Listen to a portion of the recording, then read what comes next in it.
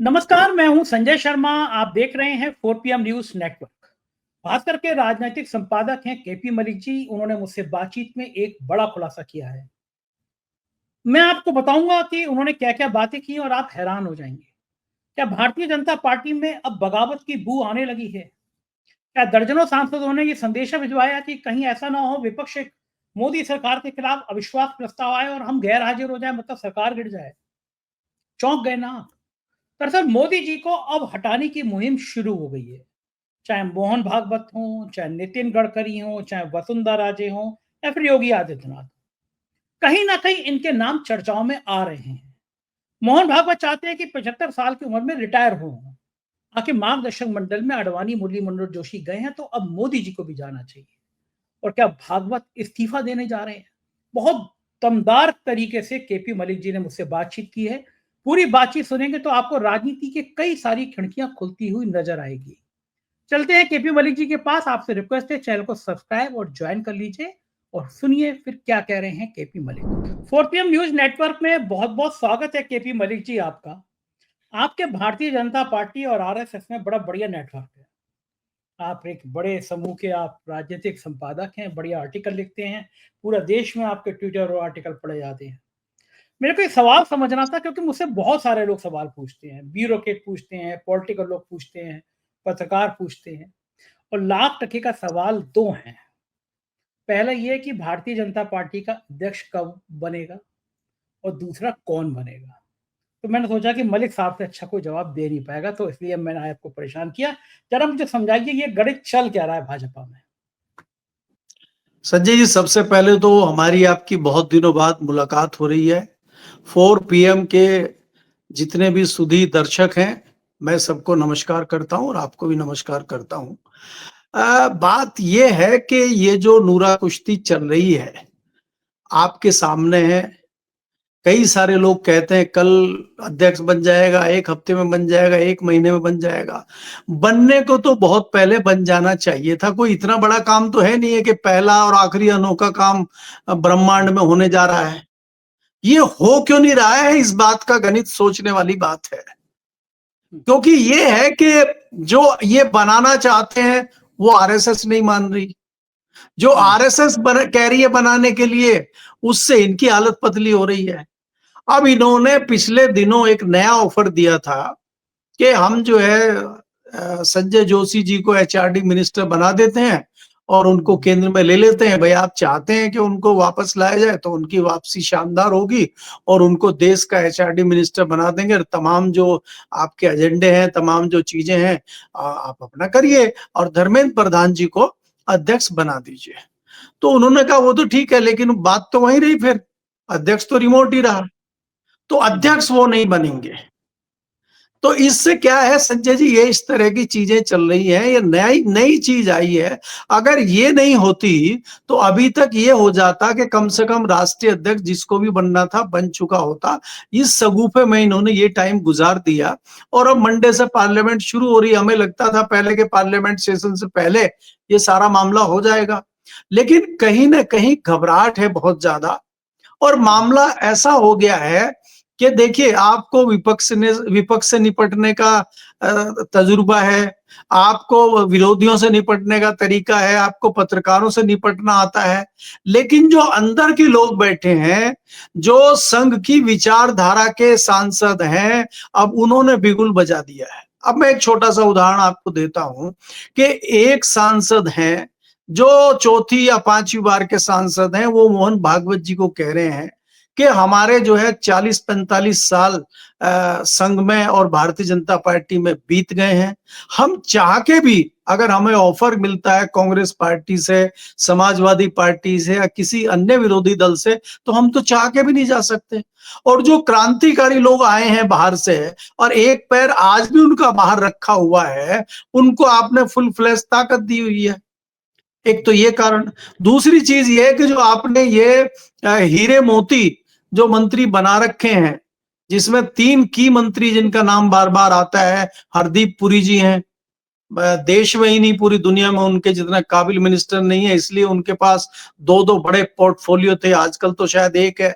इसके अलावा जयशंकर जी ने विदेश नीति को हमें कहां से कहां पहुंचा दिया, ये सफलता का श्रेय हम उनको देते हुए हमने विदेश मंत्री उनको बनाया हुआ है। तीसरे अश्वनी वैष्णव का तो कोई सानी नहीं है। तो ये जो क्रांतिकारी मंत्री है, क्या आरएसएस में, भारतीय जनता पार्टी में इस प्रकार के कोई नेता या इस काबिल कोई नेता नहीं है जिनको मंत्री बनाया जा सके? इस पे चर्चा चल रही है। दूसरी जो सबसे डराने वाली चीज है आरएसएस को भी और भारतीय जनता पार्टी को, उन्होंने एक सवाल मोहन भागवत जी से पूछ लिया कि कहीं ऐसा भी हो सकता है क्या कि कल को गलती से अगर विपक्ष अविश्वास प्रस्ताव ले आए मोदी जी के खिलाफ, और हम जैसे जो 2 दर्जन, 1 दर्जन, 1.5 दर्जन सांसद हैं जो कहीं ना कहीं त्रस्त हैं, और हम लोगों की तबीयत वगैरह खराब हो जाए या हम लोग ना पहुंच पाए सदन में, तो सर फिर क्या, उस परिस्थिति में क्या होना चाहिए? तो उससे क्या हो गया कि उससे इनकी हालत पतली है। देखिए संजय जी, एक तो आप ये समझ लीजिए, आरएसएस हो, मोहन भागवत जी हो, कभी नहीं चाहेंगे भारतीय जनता पार्टी की सरकार जाए। मोदी जी जाए, मोदी जी जाए, गुजरात लो भी जाए, बाकी सब हो जाए, वो सब चाहेंगे, लेकिन भारतीय जनता पार्टी की सरकार जाए ना तो कोई भारतीय जनता पार्टी का पुराना नेता चाहेगा और ना संघ चाहेगा। उस चीज का फायदा ये लोग उठा रहे हैं, और ये एक हिसाब से इसको सीधा सीधा मैं कह सकता हूं कि इस बात को लेके ये ब्लैकमेल कर रहे हैं आरएसएस को, और आरएसएस ब्लैकमेल हो रही है। और आखिर में एक बार आपका दूसरा सवाल आप पूछेंगे, उससे पहले ये भी आपको बता दूं कि आरएसएस के भी काफी लोगों को इन्होंने ब्लैकमेल करना शुरू कर दिया है, जिनको ये सब चीजें देते थे, जिनको क्या बोलते हैं, गिफ्ट इन्होंने बांटे हुए हैं और उनको तमाम थैलियां दी हुई हैं, उनको बड़ा ओबलाइज इन्होंने किया हुआ है। तो अब वो कैसे इनसे आंखें मिलाएं, कैसे इनके विरोध में जाए, वो भी फंसे हुए हैं। तो उसका फायदा भी एक बहुत बड़ा चंक है या एक बहुत बड़ा खेमा है जो इनके पक्ष में खड़ा हुआ है, लेकिन उसकी इतनी हिम्मत नहीं है कि वो अग्नि मोर्चे पे आके इस तरह की कोई चीज कर सके। तो इसलिए इस तरह की परिस्थितियां ये बनी हुई हैं कि मोहन भागवत जी ये कह रहे हैं, अगर हम कुछ नहीं कर पा रहे हैं और कुछ नहीं हो पा रहा है तो कोई औचित्य नहीं बनता है मेरा भी इस पद पर रहने के लिए। अगर कोई बात नहीं बनती है तो मैं भी अपने इस्तीफे पे विचार कर सकता हूं अपने 75 साल के जन्मदिन पे। जी। अच्छा, ये आपने बड़ी खतरनाक बात कह दी।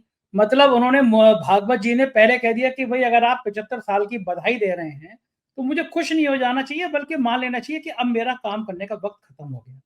अब आप कह रहे हैं कि ये भी हो सकता है कि जब भागवत जी की नहीं चल पा रही है, वो अध्यक्ष नहीं बना पा रहे हैं, तो अपने जन्मदिन पर, जो मोदी जी के जन्मदिन के आसपास है, शायद कुछ दिन पहले है, वो इस्तीफा दे दें। अगर भागवत इस्तीफा दे देती हैं और ये कह देते हैं कि 75 साल पूरा होने के बाद नैतिकता के आधार पे मुझे काम करने का अधिकार नहीं है, क्योंकि भारतीय जनता पार्टी ने लाल कृष्ण आडवाणी, मुरली मनोहर जोशी, संतोष गंगवार, ना जाने ऐसे कितने बड़े तमाम कद्दावर नेता हैं जिनको मार्गदर्शक मंडल में सिर्फ इस वजह से भेज दिया कि वो 75 साल के पार हो गए। अब अगर मोहन भागवत बया इस्तीफा दे देते हैं तो क्या नरेंद्र मोदी जी पे नैतिक दबाव बनेगा, पार्टी के अंदर प्रेशर बनेगा, या उन पे कोई फर्क नहीं पड़ेगा? देखिए, आप एक चीज और समझ लीजिए कि संजय जी, 2014 के बाद भारतीय जनता पार्टी के लिए नैतिकता की बात करना बड़ी बेईमानी है। वो जमाना चला गया जब अडवाणी जी का और वाजपेयी जी का जमाना होता था, और मुझे वो भी याद है कि 1 वोट से वाजपेयी जी की सरकार गिर गई थी, और जब संसद में बहस चल रही थी, मैं गवाह हूं उस बात का, जब वाजपेयी जी ने कहा था कि अगर मुझे इस प्रकार की सत्ता लेनी हो तो उसको मैं चिमटे से भी नहीं छूंगा। दूसरी बात यह है कि मुझे याद है 95 के दौरान हवाला कांड में बहुत सारे नेताओं के नाम आए थे, और उसमें अडवाणी जी का भी नाम आया था, और खाली डायरी में नाम लिखा हुआ था, उस डायरी में नाम आती अडवाणी जी का भी नाम हुआ। और अडवाणी जी इतने सैद्धांतिक आदमी थे, उन्होंने तत्काल अपने सभी पदों से इस्तीफा दे दिया, और मेरे सामने, मैं गवाह हूं उस चीज का, उन्होंने वाजपेयी जी से कहा कि जब तक मैं बरी नहीं हो जाता है, जब तक मैं निर्दोष साबित नहीं हो जाता, मैं कोई पद नहीं लूंगा। उनके पास कोई पद नहीं था और वो बाइज्जत बरी हुए और बरी होने के बाद अपने पद पे आए। ऐसे सिद्धांतवादी अडवाणी जी, वाजपेयी जी भी इसी भारतीय जनता पार्टी में थे। और अडवाणी जी, एक तो रूप ये है अडवाणी जी का कि उन्होंने सिद्धांत दिखाते हुए इस्तीफा दे दिया। एक अडवाणी जी का और रूप है, एक बार और उन्होंने अपने इस्तीफे की पेशकश की थी, उसका भी मैं गवाह हूं।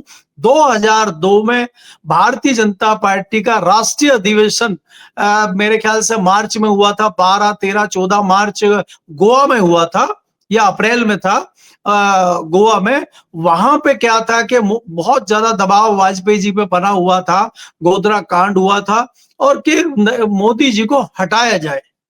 और जब ये हुआ कि मोदी जी को आज हटाया जाएगा, हो सकता है अधिवेशन में ही इस प्रकार की घोषणा हो जाए, तो सीधे सीधे मोदी जी, अडवाणी जी ने कह दिया था कि अगर मोदी जी हटेंगे तो इस्तीफा एक नहीं होगा, इस्तीफे दो होंगे। एक गुजरात से होगा और एक दिल्ली से मेरा इस्तीफा होगा। उन्होंने वाजपेयी जी पे दबाव बनाया था इनको ना हटाने का, और वाजपेयी जी उस दबाव में आ गए थे और अडवाणी जी ने इनको बचाने का काम किया था। और 2014 में इन्होंने अडवाणी जी का क्या किया वो आपके सामने है।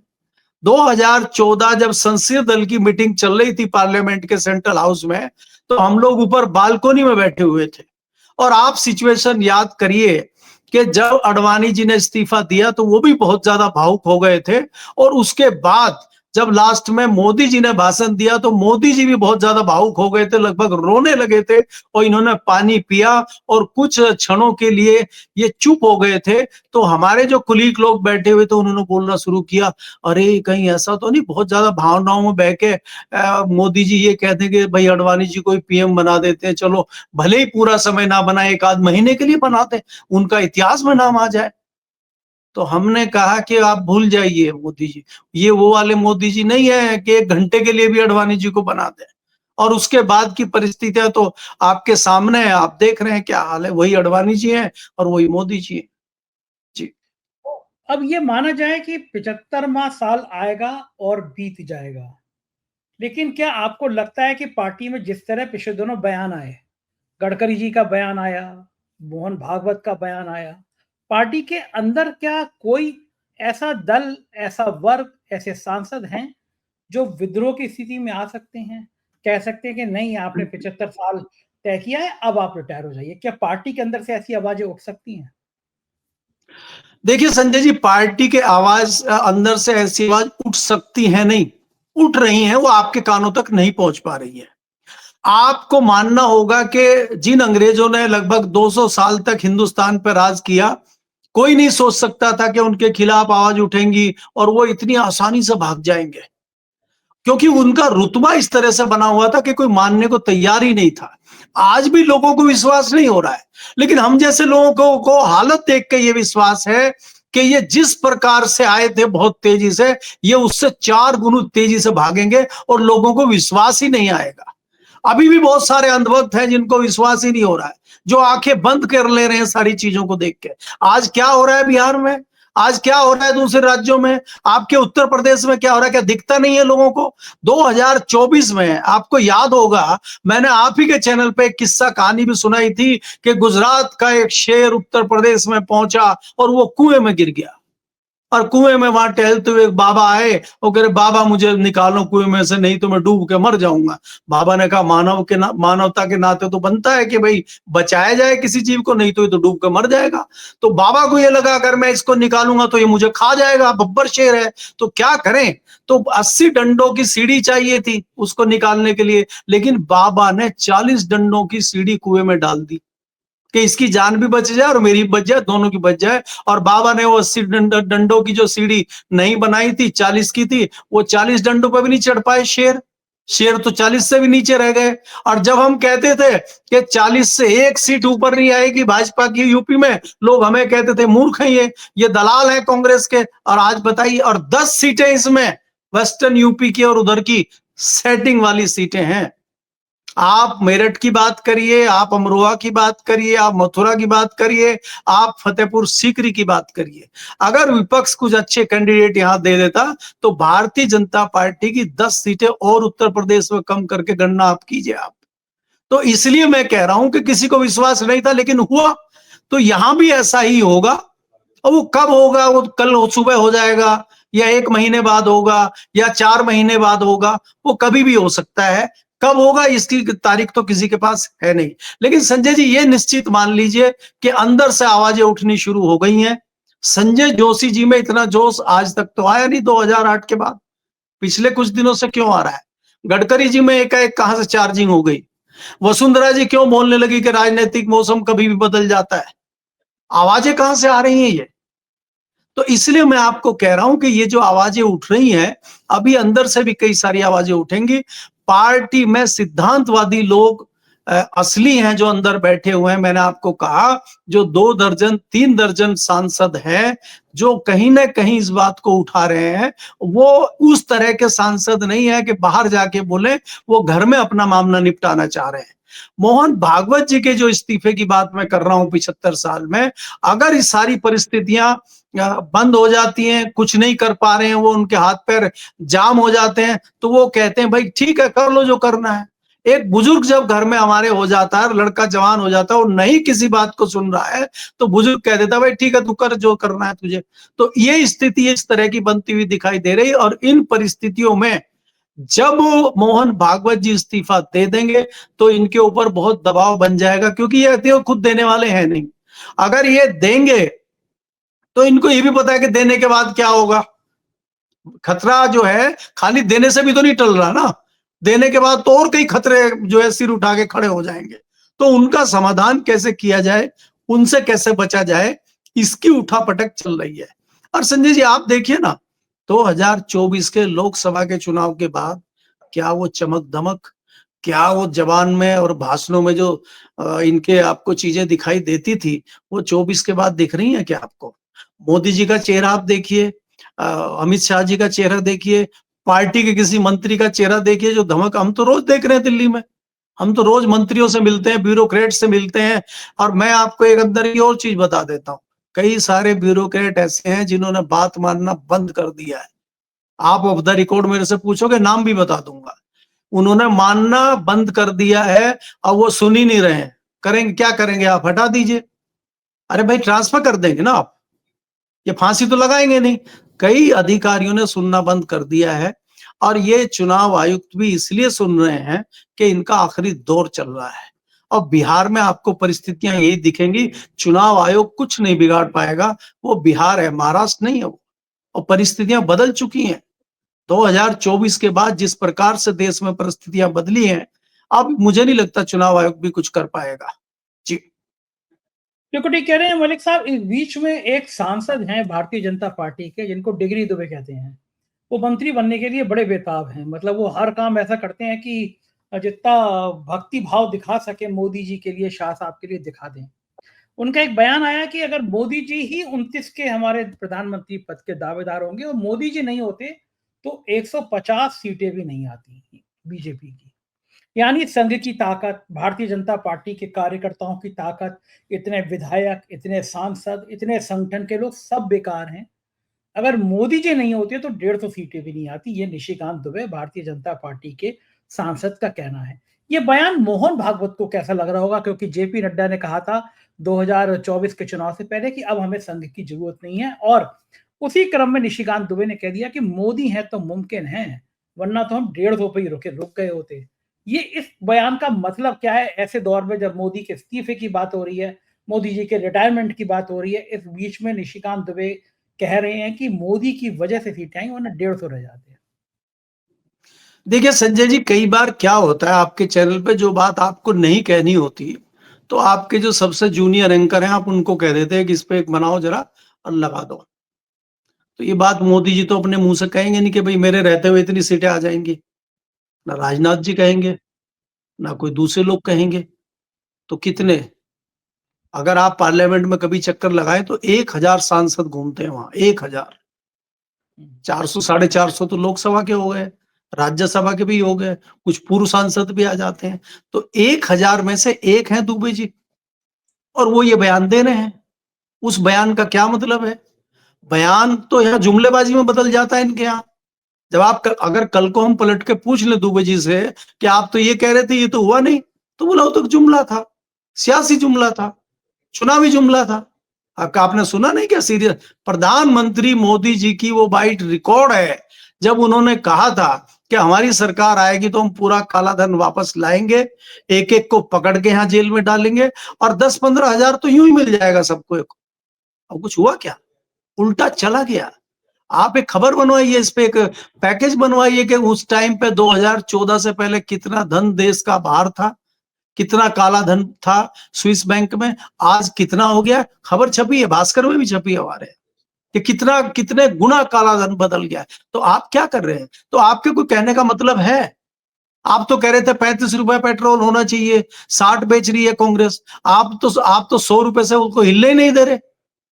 आप तो 100 रुपए से 98-97 से नीचे करने ही दे रहे, 1 रुपया ऊपर 1 रुपया नीचे से हुआ ही नहीं पिछले 11 साल में।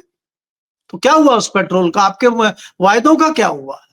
कितने वायदे? आप तो कह रहे थे नोटबंदी होने के बाद देश में सारी एक्टिविटी बंद हो जाएगी काले धन की, उग्रवाद होगा नहीं। तो ये तो उग्रवादी फिर आगे कश्मीर में आके मार के चले गए हमारे साथियों को, हमारे नागरिकों को, हमारे 150 जवानों 250 जवानों को मार गए। तो क्या हुआ फिर उसका नोटबंदी का फायदा? तो इसलिए मैं कह रहा हूं, कहने को आप कुछ भी कह दीजिए और बाद में उसको जुमलेबाजी ठहरा दीजिए।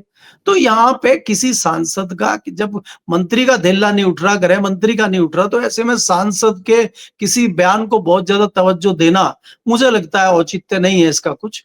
जब यहाँ पीएम भी कुछ भी कह सकते हैं, कोई कैबिनेट मंत्री भी कह सकते हैं और ऊपर नाम लेने की जरूरत नहीं है, वो भी कह सकते हैं। तो ये बेचारे सांसद हैं, इनको भी तो यार देखिए, इनकी ड्यूटी भी है भाई। अगर आका के लिए नहीं बोलेंगे तो किसके लिए बोलेंगे? आप तो याद करिए ना, ये तो बाहर इन्होंने बयान दिया मीडिया को, यहाँ तो संसद में कुछ लोगों ने क्या क्या बोल दिया था। प्रधानमंत्री तक अपनी आवाज पहुंचाने के लिए कुछ मुस्लिम सांसदों के लिए कौन सी टिप्पणी यूज की थी? कहाँ है आज वो सांसद? तो यहाँ तो सब खून माफ, साथ खून माफ है, बस आका खुश होना चाहिए। जी। ये जो मलिक साहब आपने कहा कि कुछ सांसदों ने भागवत जी तक ये बात पहुंचाई कि अगर विपक्ष विश्वास प्रस्ताव लाता है तो हम बीमार पड़ सकते हैं, हम जा सकते हैं। क्या यहाँ तक नौबत आ सकती है कि विपक्ष को इशारा किया जाए कि अविश्वास प्रस्ताव लाइए और हम निकल लेंगे? नहीं, देखिए यहाँ संजय जी, एक चीज आपको और समझनी होगी।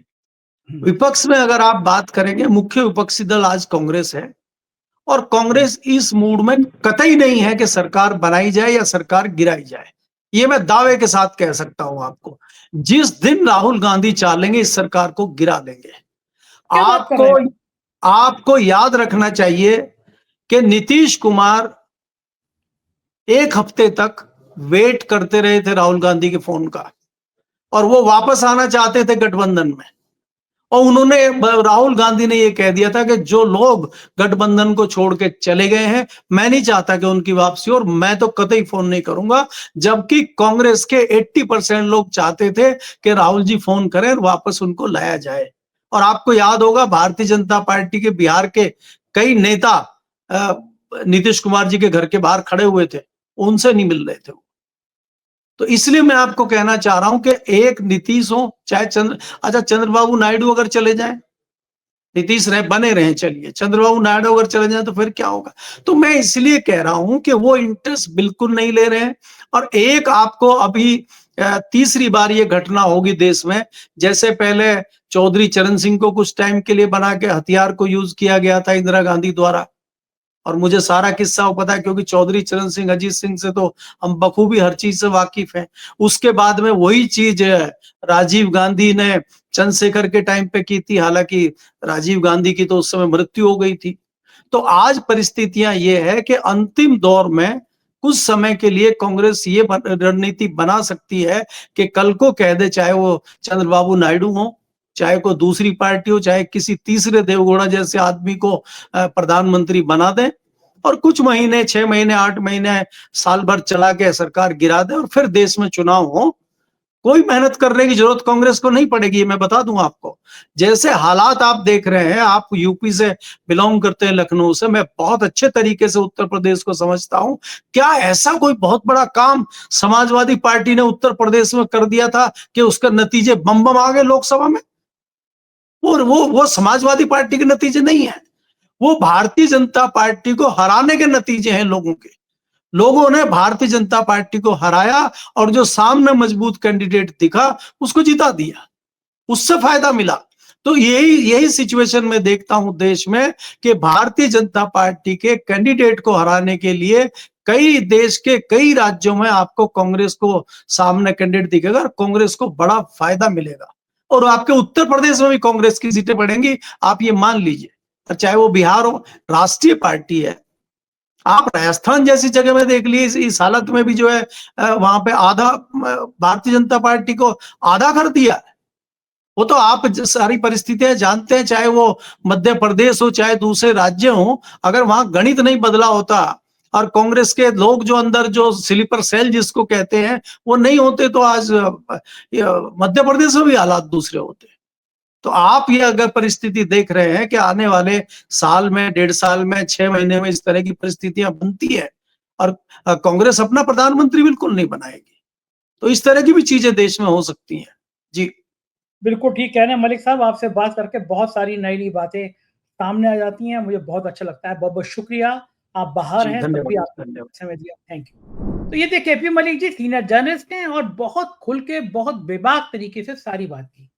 मुझको यकीन है बातचीत आपको पसंद आई होगी। अपनी राय से अवगत कराइएगा। शुक्रिया, थैंक यू।